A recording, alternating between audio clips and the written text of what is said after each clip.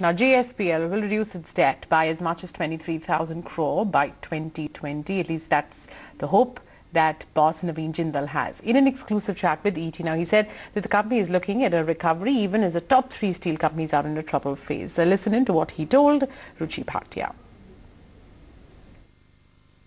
So you see, if you see the debt for a capacity of 8 million tons in India, if you have a debt of 25,000 crores, it's not much. So it's just this, that we need to ramp up our production, so which we have started to do now. And then in power, where we have a capacity of 3,400 megawatt, we have a debt of only 8,400 crores. It must be one of the lowest debt for any power company.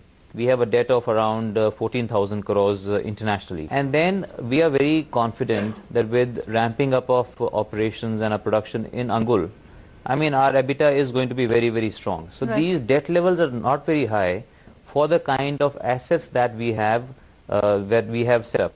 And especially, say, if you talk about power, so we have a capacity of 3,400 megawatt, but till last month we were only generating around 40% of that. But now we have, from this month onwards, we are already at 50%.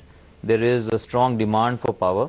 There is a shortage of coal, but I hope that now, since the rains have receded, Coal India will start increasing its production, and then coal would be available more easily.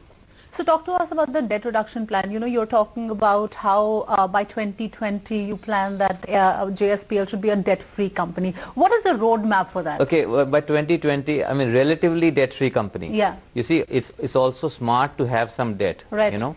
And otherwise to set up such large assets, I mean, nobody has the kind of capacities or internal resources to create such large world-class assets without borrowing. So for large infrastructure projects, one has to borrow,